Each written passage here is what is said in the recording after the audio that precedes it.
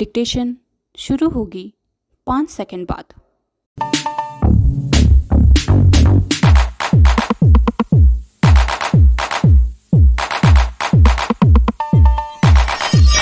Start. Lok Sabha चुनाव के लिए मतदान का पहला चरण संपन्न हो गया, लेकिन विपक्षी दलों के मोर्चे INDRA में खटपट खत्म होने का नाम नहीं ले रही है। बंगाल की मुख्यमंत्री ममता बनर्जी ने न केवल यह घोषणा की कि कांग्रेस और वाम दल INDIA के घटक नहीं हैं, बल्कि यह आरोप भी लगाया कि कांग्रेस एवं माकपा ने भाजपा से गुप्त समझौता कर रखा है। उनके इस आरोप पर यकीन करना कठिन है, लेकिन यह स्पष्ट है कि वह बंगाल की जनता को यही संदेश देना चाहती है कि अन्य भाजपा विरोधी दलों पर भरोसा करना ठीक नहीं। इस सब से INDIA एक ऐसे समय अपनी एकजुटता का संदेश देने में नाकाम है, जब अभी मतदान के 6 चरण शेष हैं। ममता ने इसके पहले INDIA को तब झटका दिया था जब उन्होंने बंगाल में अपने बलबूते सभी सीटों पर चुनाव लड़ने की घोषणा कर दी थी। INDRA के साथ यही व्यवहार केरल में वाम दलों ने किया।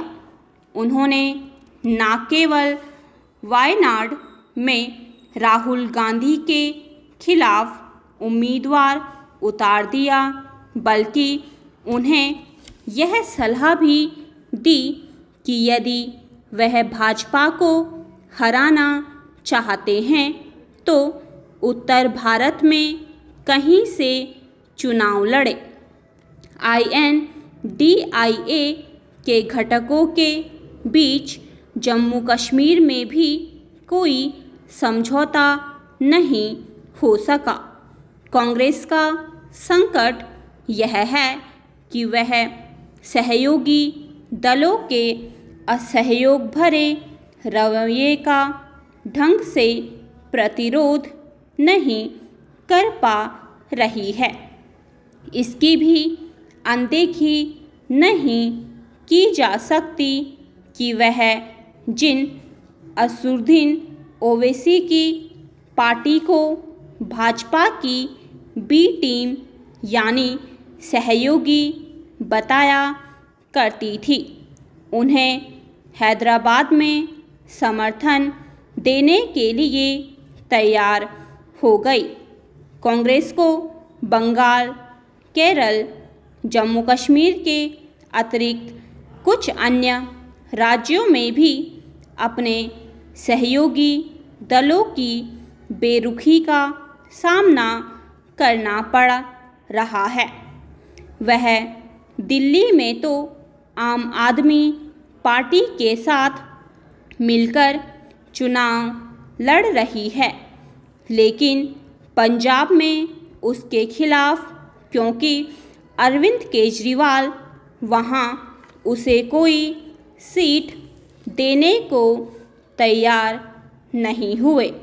लोकसभा चुनाव की घोषणा होने के पहले जनता दल यू और राष्ट्रीय लोक दल के INDRA से छिटकने से भी कांग्रेस को झटका लगा था। ध्यान रहे, जदयू नेता नीतीश कुमार ही INDRA के सूत्रधार थे।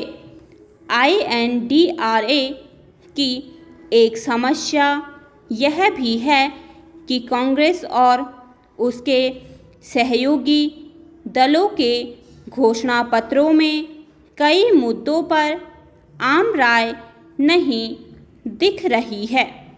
उल्टे कुछ मुद्दों पर तो एक दूसरे की आलोचना तक कर रहे हैं। जैसे माकपा ने सवाल किया है कि कांग्रेस नागरिकता संशोधन कानून पर चुप क्यों है।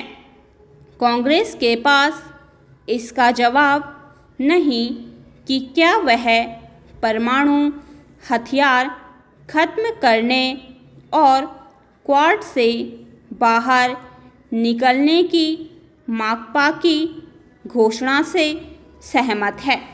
उसे इस पर भी मौन धारण करना पड़ा है कि क्या वह भाकपा की राज्यपाल पद खत्म करने की घोषणा का समर्थन करती है।